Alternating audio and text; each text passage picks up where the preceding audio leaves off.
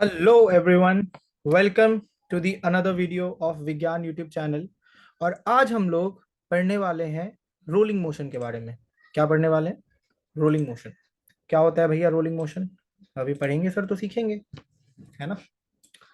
तो बच्चों, my name is तेजस्वी राज। जो लोग मुझे नहीं जानते हैं जान जाइए, जो पहली बार आए हैं वो भी जान जाइए। ठीक है, मेरा नाम है Tejasvi Raj and I am your physics educator. ठीक है। तो पिछले 3 लेक्चर्स में हमने बात करी रोटेशनल मोशन के बारे में, कई सारी बातें करी, है ना। लास्ट लेक्चर में हम लोगों ने बेसिकली बात करी थी मोमेंट ऑफ इनर्शिया के बारे में कि मोमेंट ऑफ इनर्शिया क्या होता है और पैरेलल एक्सिस थ्योरम क्या होता है, परपेंडिकुलर एक्सिस थ्योरम क्या होता है।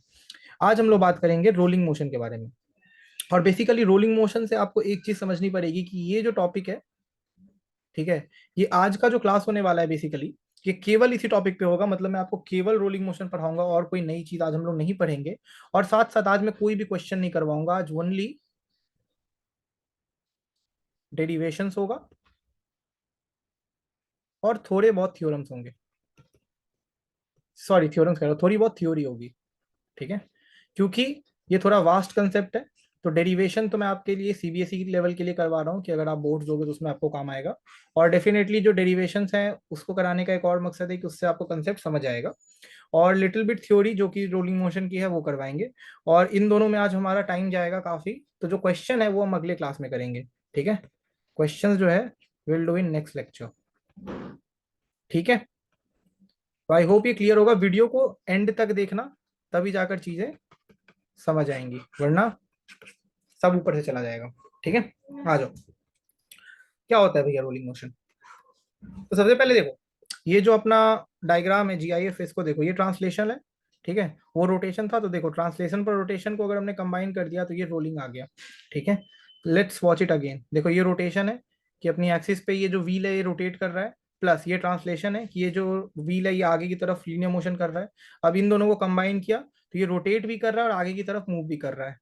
रोटेट भी कर रहा है और आगे की तरफ मूव भी कर रहा है। ठीक है, वी वेलोसिटी से रोटेट कर रहा है, ओमेगा एंगुलर वेलोसिटी से आगे की तरफ, सॉरी वी वेलोसिटी से लीनियर वेलोसिटी है वी उसकी, और ओमेगा उसकी एंगुलर वेलोसिटी है जिससे कि वो रोटेट कर रहा है। ठीक है, तो ये जो जीआईएफ है इसको देखकर एक चीज तो क्लियर हो गई होगी कि rolling motion is a combination of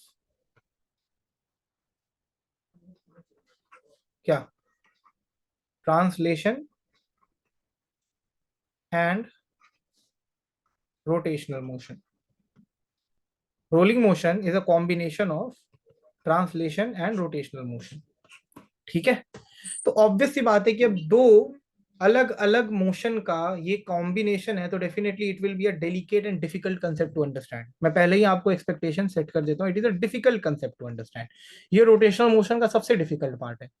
but अगर आप आज की क्लास को, मैं आपको गारंटी देता हूं कि आप ध्यान से समझोगे और फुल कंसंट्रेशन के साथ पढ़ोगे, तो मुझे नहीं लगता कि आज की क्लास में आपको रोलिंग मोशन को समझने में किसी भी तरह की डिफिकल्टी होगी, और ना ही आपको इसके क्वेश्चन बनाने में प्रॉब्लम होगा। ठीक है, तो बहुत ध्यान से समझेंगे आज की क्लास। आइए देखते हैं रोलिंग मोशन के कितने टाइप्स होते हैं। तो बेसिकली रोलिंग मोशन दो तरीके का होता है। एक होता है प्योर रोलिंग, ठीक है, जिसको हम कहते हैं रोलिंग विदाउट स्लीपिंग। स्लीपिंग मतलब सोने वाला स्लीपिंग नहीं, स्लिपिंग, स्लिप स्लिप करना, रोलिंग विदाउट स्लिपिंग। ठीक है, और दूसरा होता है रोलिंग विथ स्लीपिंग। दूसरा क्या होता है? Rolling with sleeping.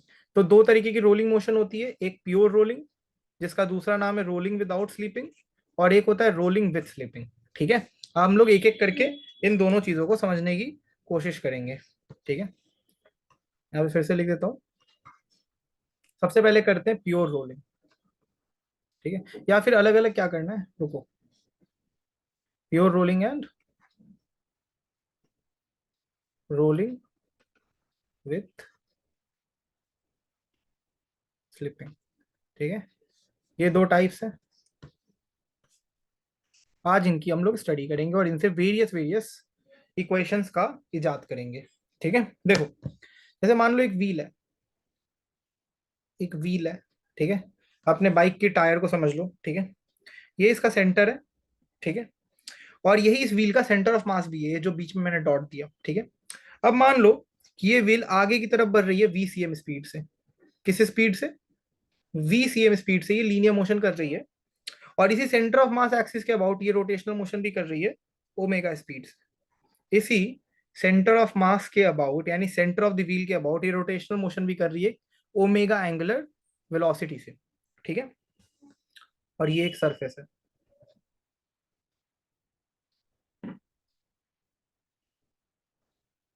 ठीक है। यहां तक तो चीजें आई होप बिल्कुल ही क्रिस्टल क्लियर होंगी। अब देखो, मान लो ये कोई आयत पार्टिकल है इस व्हील पे, मान लो ये एक कोई आयत पार्टिकल है इस व्हील पे, ठीक है। इसका यहां से डिस्टेंस देखो सेंटर से, ठीक है। अब अगर मैं देखूं तो ये आयत पार्टिकल भी सर्टेन रेडियस का एक सर्कुलर मोशन कर रहा होगा। ये जो आयत पार्टिकल है, इस ये व्हील जब पूरी रोटेट कर रही है, तो व्हील पे जो वो आयत पार्टिकल है वो भी उसके सेंटर से जितना उसका डिस्टेंस होगा उसको रेडियस मानकर एक सर्कुलर मोशन कर रहा होगा, है ना। तो जब ये सर्कुलर मोशन कर रहा होगा ये आयत पार्टिकल, ठीक है, तो ये जो है ये है RCM, सेंटर से उसका position vector is RCM, and इसकी वेलोसिटी कितनी होगी? वेलोसिटी इसकी एक होगी टेंजेंशियली, और वो हो जाएगी, वो कितनी होगी? VICM। VICM ith पार्टिकल का सेंटर ऑफ मास के अलोंग टेंजेंशियल वेलोसिटी, ठीक है। ये तो हमने सर्कुलर मोशन में पढ़ रखा था। तो अब अगर मुझे VICM निकालना है, ith पार्टिकल का सेंटर ऑफ मास के रिलेटिव, हम यहाँ पर रिलेटिव मोशन का कंसेप्ट लगा रहे हैं, ध्यान से समझो। ये जो ith पार्टिकल है, इस ith पार्टिकल का सेंटर ऑफ मास के रिलेशन में रिलेटिव, तो उसकी वेलोसिटी कितनी हमने बोली? VICM, ठीक है। तो VICM क्या होगा? Velocity of ith particle with respect to ground minus velocity of centre of mass with respect to ground. यही तो होता था ना रिलेटिव मोशन का कंसेप्ट, कि VAB क्या होता था? VA with respect to ground minus VB with respect to ground. अगर आपको याद हो रिलेटिव वेलोसिटी का कंसेप्ट, यही होता है फॉर्मूला। यही फॉर्मूला हम यहाँ पर लगा रहे हैं, ठीक है। तो VICM क्या हो गया? VI माइनस VCM, या VI relative to ground minus VCM relative to ground. तो VI रिलेटिव टू ग्राउंड क्या हो जाएगा?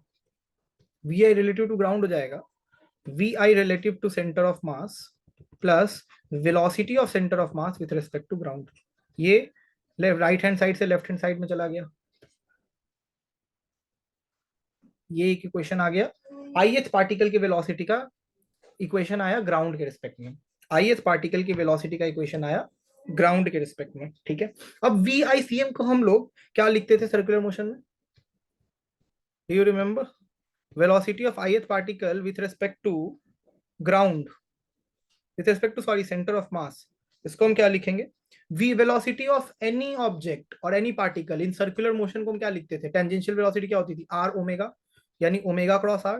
तो ओमेगा क्रॉस RICM, ठीक है।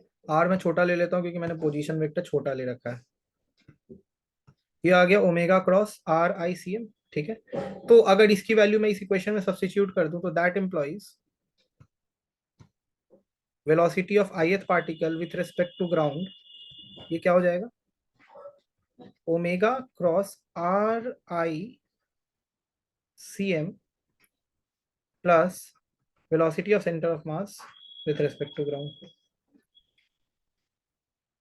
ये है equation of velocity of ith particle with respect to ground जब कोई ऑब्जेक्ट रोलिंग मोशन कर रहा है। जब कोई ऑब्जेक्ट रोलिंग मोशन कर रहा है तो उस ऑब्जेक्ट का कोई भी पार्टिकल, ith पार्टिकल हो, जेडथ पार्टिकल हो, कोई भी पार्टिकल, यहाँ पे ith पार्टिकल तो मैंने फॉर एक एग्जांपल एक नाम दे दिया। आप अगर इस रोलिंग करते हुए बॉडी के कहीं पे भी किसी भी पॉइंट पर अगर आप वेलोसिटी निकालना चाहते हो तो आप इस इक्वेशन का यूज करोगे, आपको वेलोसिटी मिल जाएगी, which is what? Omega cross RICM plus VCM with respect to ground frame, ठीक है। ये अपना बहुत ही इंपॉर्टेंट इक्वेशन है जो अपने को आ गया है, ठीक है। चलो आ जाओ, अब देखो सेकेंड केस, ठीक है। बेसिकली ये पुराने वाले केस का ही एक्सटेंशन है, इसी वाले केस का एक्सटेंशन है, बट मैं अलग से बता रहा हूँ ताकि आपको कंफ्यूजन ना हो। अब देखो, बॉल है, अगेन सेंटर ऑफ मास के अबाउट ये क्या कर रहा है? ओमेगा वेलोसिटी से रोटेट कर रहा है, ठीक है।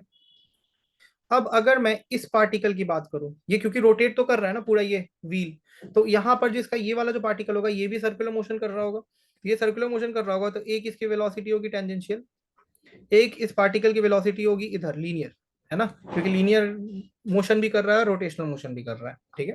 तो एक लीनियर वेलोसिटी का कंपोनेंट होगा, एक टेंजेंशियल वेलोसिटी का, तो इसका रिजल्टेंट वेक्टर किधर होगा, इन दोनों का, कहीं इस तरफ होगा, इस तरफ होगा, ठीक है। ओके, ये क्लियर है। मान लो इसका रेडियस आर है, मान लो इसका रेडियस आर है इस सर्कुलर ऑब्जेक्ट का, ठीक है। अब मान लो कि यहाँ पर कोई पॉइंट है पी, क्या है, यहाँ पर कोई एक पॉइंट है पी, ठीक है। तो ये जो पी पॉइंट है इसका क्या क्या होगा, वेलोसिटी, इसके पास कितनी वेलोसिटी होगी, ठीक है। एक तो इसकी वेलोसिटी होगी with respect to centre of mass, velocity of centre of mass with respect to ground frame, ये हो जाएगा आई कैप, और एक इसकी वेलोसिटी होगी ओमेगा क्रॉस आर, ऐसे जा रहा है अंदर की तरफ, ठीक है, इसीलिए लेफ्ट साइड में ये क्या हो जाएगा, R omega minus I cap, ठीक है। तो जो पी पॉइंट है उसको हम कैसे लिखेंगे, velocity of P with respect to ground, this can be written as velocity of center of mass with respect to ground minus omega r I कैप। Minus omega R I cap क्यों लिखा मैंने, क्योंकि omega R minus I cap को minus omega R I cap लिख सकते हैं ना, आई कैप हमने कॉमन ले लिया है, ठीक है। अब देखो, अगर मुझे इसकी मैग्नीट्यूड केवल बतानी है, velocity of point P with respect to ground की, ठीक है, हो जाएगा velocity of centre of mass with respect to ground minus omega R, ठीक है। अब प्योर रोलिंग का अगर केस देखें, ये तो मैंने जनरल इक्वेशन बताया, अब इन केस ऑफ प्योर रोलिंग क्या होगा, प्योर रोलिंग के केस में ये ओमेगा आर जो होगा ये जीरो के बराबर होगा, वाई, बिकॉज प्योर रोलिंग का मैंने नाम आपको क्या बताया था, रोलिंग विदाउट स्लिपिंग। इसका मतलब ये होता है बच्चे कि जो भी पॉइंट ऑफ कांटेक्ट है सरफेस से, जो इस रोलिंग ऑब्जेक्ट का पॉइंट ऑफ कांटेक्ट है, वो विदाउट स्लिप किए हुए इससे कांटेक्ट छोड़ दे, यानी उस पॉइंट का, जैसे कोई बॉडी अगर रोल कर रही है तो रोल करते वक्त जो पॉइंट अभी सरफेस के साथ टच में है, जैसे ही वो पॉइंट सरफेस से टच अपना छोड़े तो कोई स्लिप ना हो, मतलब उस पॉइंट का सरफेस के साथ कोई रिलेटिव वेलोसिटी ना हो, ठीक है। तो इसका मतलब क्या हो जाएगा, आर ओमेगा जीरो हो जाएगा, ठीक है, यहाँ पर। तो तो in case of pure rolling velocity of point P with respect to ground क्या हो जाएगा, बराबर हो जाएगा velocity of centre of mass with respect to ground के, है ना, velocity of centre of mass with respect to ground. तो अब देखो ऐसे समझो, रुको, तो velocity of point P with respect to ground क्या होगा, जीरो होगा ना, वेलोसिटी ऑफ पॉइंट ये पूरा पार्ट रोलिंग, प्योर रोलिंग के लिए जीरो हो जाएगा, वाई, बिकॉज मैं बताया ना कि पॉइंट पी का ग्राउंड के रिस्पेक्ट में रिलेटिव कोई वेलोसिटी नहीं है, तो zero is equal to V C M with respect to ground minus omega R, तो that implies V C M velocity of centre of mass with respect to ground is equal to omega R, is equal to omega R. ये कब लगेगा, in case of pure rolling, ये equation कब लगेगा, in case of pure rolling. तो pure rolling में जो centre of मास की वेलोसिटी होती है ग्राउंड के रिस्पेक्ट में, वही वेलोसिटी होगी इस पार्टिकल की भी, जो सेंटर ऑफ मास की वेलोसिटी होगी ग्राउंड के रिस्पेक्ट में, वही वेलोसिटी होगी इस वाले पार्टिकल की भी, ठीक है, जो टेंजेंशियल और सर्कमफेरेंस पर है, ठीक है। इसको ऑब्जर्व करो थोड़ा, ये मैं आपको केस बाय केस चीजें समझा रहा हूँ, ध्यान से समझिएगा। अब रोलिंग विथ स्लिपिंग में क्या होगा, इन केस ऑफ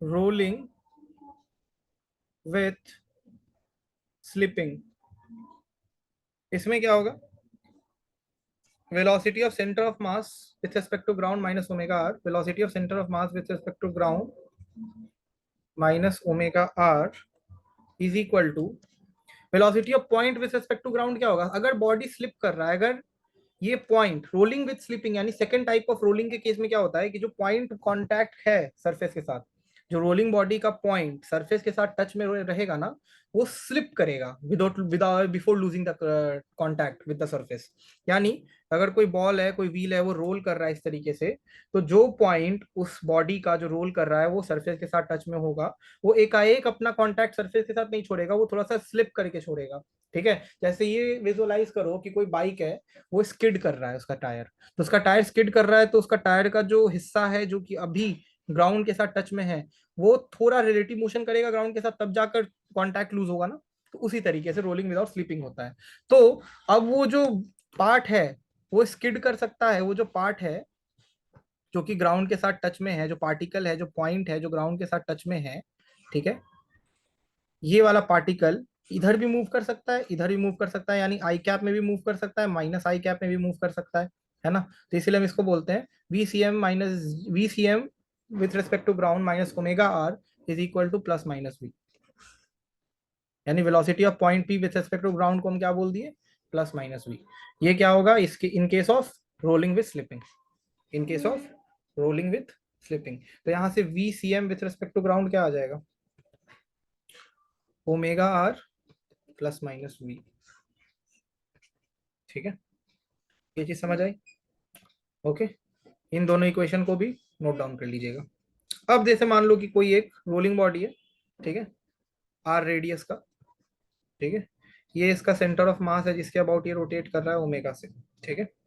अब अगर मुझे इस पॉइंट पे, इस पॉइंट की, यानी मान लो ये पॉइंट टॉप मोस्ट पॉइंट है स्फीयर का या रोलिंग ऑब्जेक्ट का, उसकी वेलोसिटी बतानी है, तो उसके पास कितनी वेलोसिटीज होगी, एक वेलोसिटी होगी वीसीएम लीनियरली, और एक वेलोसिटी होगी tangential velocity due to circular motion omega R, है ना, दोनों सेम डायरेक्शन में होंगे।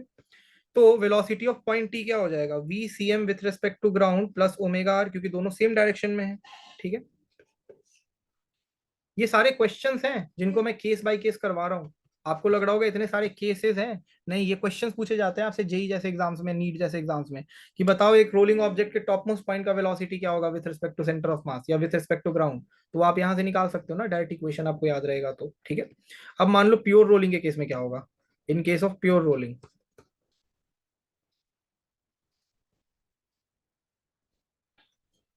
इन केस ऑफ प्योर रोलिंग क्या होगा, V T is equal to 2 R omega होगा, बिकॉज वी सी एम जो है वो भी ओमेगा आर के बराबर हो जाएगा, है ना।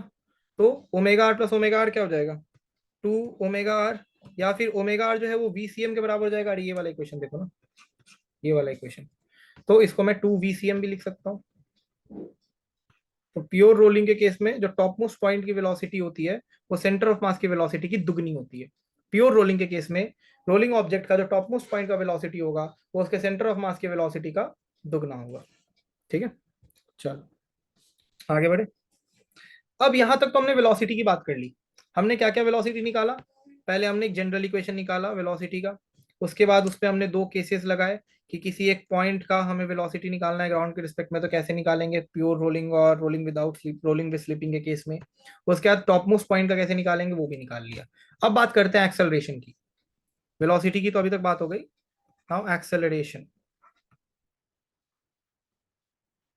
In rolling objects.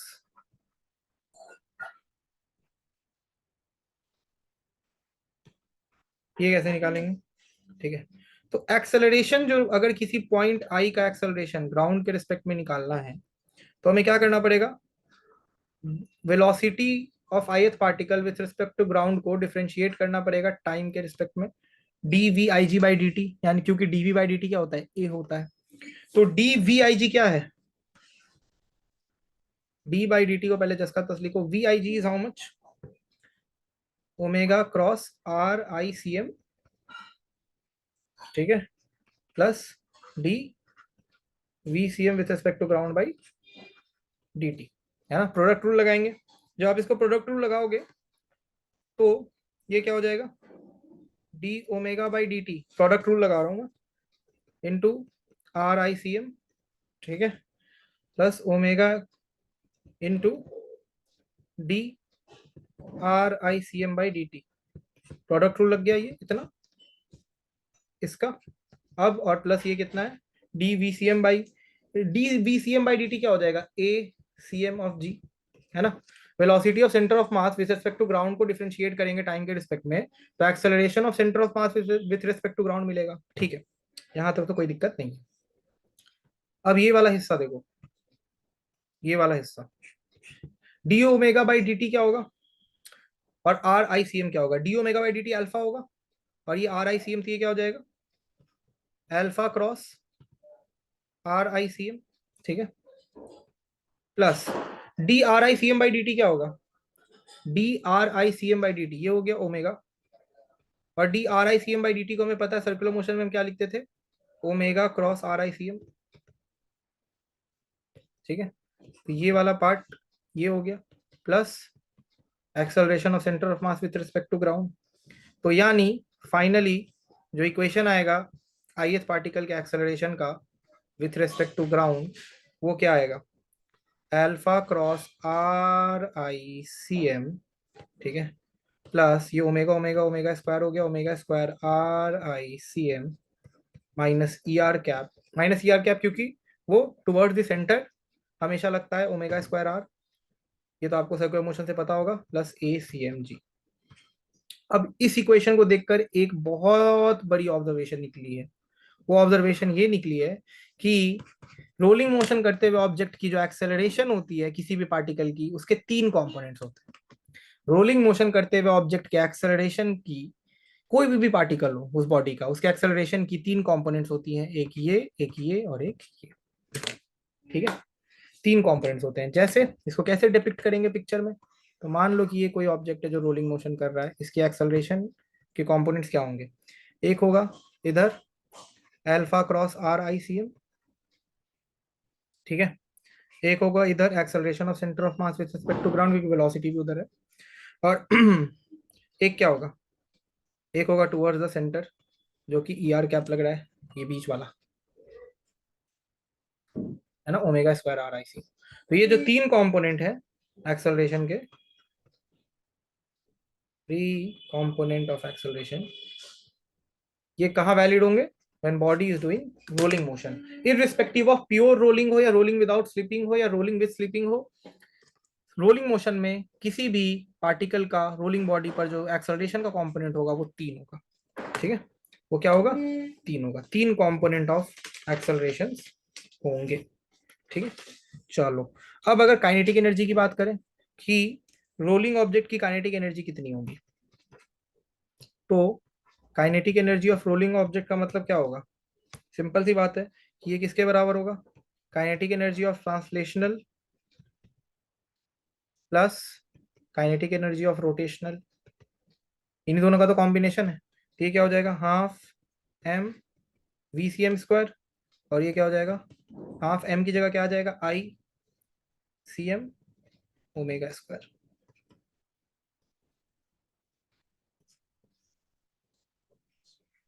इसमें तो कुछ सोचना ही नहीं था, ये तो बहुत आसान है। ठीक है भाई, ठीक है, क्या क्लियर है? अब अगर प्योर रोलिंग हो रही है, इफ रोलिंग इज प्योर, अगर रोलिंग प्योर है तो जो काइनेटिक एनर्जी होगी रोलिंग ऑब्जेक्ट की, ठीक है, वो क्या होगी, half M V C M square plus half I, क्या होगा, आई क्या होता है, I is M K square, radius of gyration. Omega क्या होगा, प्योर रोलिंग के केस में ओमेगा क्या होगा, V C M square by R square, because V is equal to are omega, तो ओमेगा क्या होगा, वी बाई आर, तो वी सी एम का स्क्वायर बाई आर स्क्वायर। ठीक है, प्योर रोलिंग के केस में। तो अब देखो काइनेटिक एनर्जी की वैल्यू क्या लिख सकते हैं हम, half M V C M को अगर हम कॉमन ले लें, या M V C M square को अगर हम कॉमन ले लें, तो ये क्या आ जाएगा, one plus K square by R square. ये बहुत इंपॉर्टेंट इक्वेशन है, मेनली ये इक्वेशन से बहुत क्वेश्चंस आते हैं, इसीलिए मैं आपको बोल रहा हूँ कि इस इक्वेशन को बहुत ध्यान से नोट करना। ठीक है, और इसकी डेरिवेशन तो आप समझ ही गए हो। Kinetic energy of a rolling object is half M V C M square one plus K square by R square. ठीक है, where k is radius of gyration, r is the radius of the rolling object, m is the mass of the object, v is the velocity of center of mass of the rolling object. Okay. अब एक चीज होती है ईटा T और ईटा are. ठीक है, यानी अब जो काइनेटिक एनर्जी स्टोर हुई है किसी रोलिंग ऑब्जेक्ट में, उसमें से कितनी काइनेटिक एनर्जी ट्रांसलेशनल मोशन में खर्च हो रही है और कितनी काइनेटिक एनर्जी का परसेंटेज रोटेशनल मोशन में खर्च हो रहा है, उसको हम ईटा से डिनोट करते हैं। तो ईटा टी यानी कितनी काइनेटिक एनर्जी ट्रांसलेशनल मोशन में खर्च हो रही है, उसको निकालने के लिए क्या करेंगे, one by 1 plus K square by R square into 100%, ये इसका फॉर्मूला होता है। और ईटा आर जो होता है वो होता है K square by R square 1 plus K square by R square into 100%। ये कैसे आया सर ये फॉर्मूला?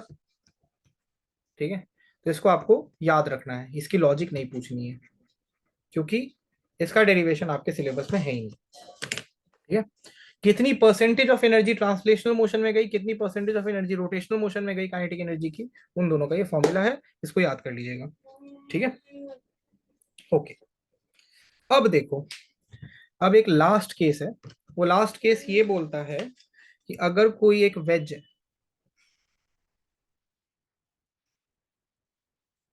ठीक है, वेज पर कोई ऑब्जेक्ट रोल कर रहा है, ठीक है, वेज पर कोई ऑब्जेक्ट रोल कर रहा है, इस पर क्या क्या फोर्सेस लगेंगे? एक तो लगेगा ग्रेविटी का पुल mg, इधर लगेगा उसका कंपोनेंट, अगर ये एंगल थीटा है तो ये लगेगा mg cos थीटा, इधर लगेगा mg sin थीटा, ऊपर लगेगा नॉर्मल रिएक्शन और पीछे लगेगा फ्रिक्शन, पीछे लगेगा फ्रिक्शन।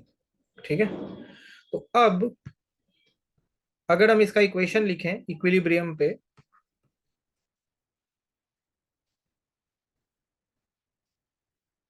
तो क्या है? M G sine theta minus F is equal to, ये इधर ही की तरफ रोल कर रहा है, ठीक है, नीचे की तरफ डाउन द प्लेन, तो M G sine theta minus F क्या हो जाएगा? एम ए सी एम के बराबर। ठीक है, इसको मान लो इक्वेशन नंबर 1, है ना। अब टाउ जो है, ये जो फ्रिक्शन होगा, इसका मान लो ये पॉइंट है ओ, ओ से फ्रिक्शन का कुछ टॉर्क भी प्रोड्यूस हो रहा होगा, बिकॉज ओ से सर्टेन डिस्टेंस पर है फ्रिक्शन, तो वो एक टॉर्क भी प्रोड्यूस कर रहा होगा जिसकी वजह से बॉडी रोल कर रही होगी, है ना। जो फ्रिक्शन है वो एक टॉर्क प्रोड्यूस कर रहा होगा, ये ब्लू वाला फोर्स देख लो, ओ पॉइंट के अबाउट, जिससे कि ये बॉडी रोल कर रही होगी।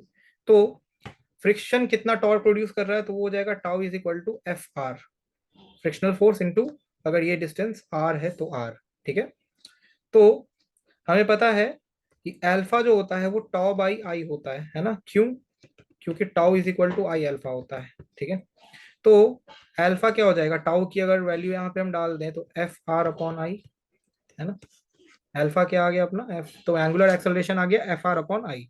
ठीक है, अब देखो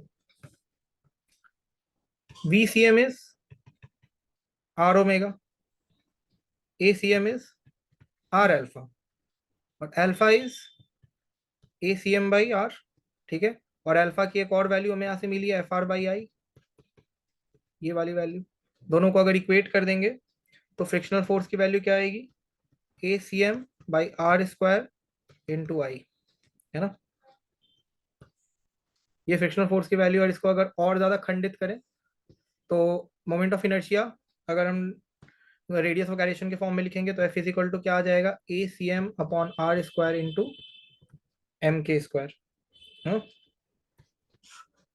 ये आ गया फ्रिक्शनल फोर्स का इक्वेशन। ठीक है, एक और स्लाइड चाहिए होगा मुझे।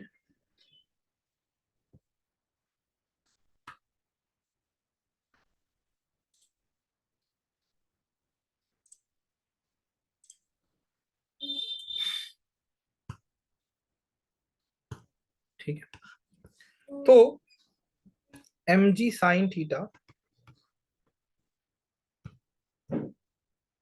माइनस, क्या था इक्वेशन में? एफ, एफ को क्या लिख सकते हैं? A C M by R square into M K square.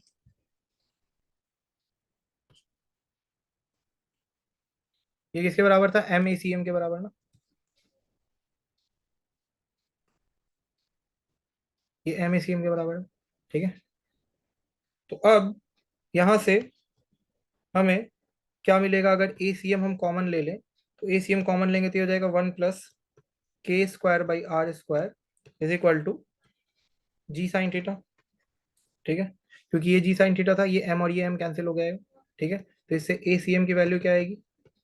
Ji sine theta upon 1 plus K square by R square. So basically this is the formula of acceleration of center of mass of an object rolling down an inclined plane of angle theta. ठीक है, this is a very very important equation. मतलब अगर ये सारी equation मैंने derive इसीलिए करवाए ताकि आपको जब ऐसे क्वेश्चंस आए हूबहू, ठीक है, तो आपको इसमें कोई दिक्कत ना हो, क्योंकि ऐसे क्वेश्चंस आएंगे। ठीक है, कि एक रोलिंग ऑब्जेक्ट है जो कि इंक्लाइन प्लेन है, जो 45 डिग्री का इंक्लिनेशन रखता है, उसके उस पर रोल कर रही है डाउन द प्लेन, तो उसकी सेंटर ऑफ मास की एक्सेलरेशन बताइए। तो वो आपको आनी चाहिए समझ, कि उसको कैसे हम सॉल्व करेंगे। तो बेसिकली मैंने इस क्लास में क्वेश्चन नहीं करवाया, बट क्वेश्चन के सारे कंसेप्ट आपको क्वेश्चन बनाने सिखा दिया मैंने डेरिवेशन करवा कर। ठीक है, आई नो ये थोड़ा सा कॉम्प्लिकेटेड टॉपिक था, आई नो इसमें आपको थोड़ी सी डाउट्स होंगी, तो मैं तो यही सजेस्ट करूंगा कि आप इसको एक बार रीवॉच करना इस वीडियो को। ठीक है, शुरू से एंड तक। थोड़ी 1.25x स्पीड पे देख सकते हो तो देख लेना दोबारा, कोई दिक्कत नहीं होगी, बट रिवॉच करना। और क्लास नोट्स को रेफर करना जो कि आपको डिस्क्रिप्शन में मिल जाएगा, पीडीएफ फॉर्मेट, इसको भी रेफर करना। ठीक है, अगली क्लास में मिलते हैं विद सम गुड क्वेश्चंस। और इसी के साथ रोटेशनल मोशन होता है दी एंड। रोटेशनल मोशन का हमने दी एंड कर दिया, रोटेशनल मोशन खत्म। ठीक है, मोस्ट प्रोबेबली अगली क्लास में मैं क्वेश्चंस करवाऊंगा। ठीक है, देखते हैं क्या प्लान करना है, and will start gravitation from the next chapter. ठीक है, next chapter will be our gravitation. So thank you very very much kids, see you in the next one.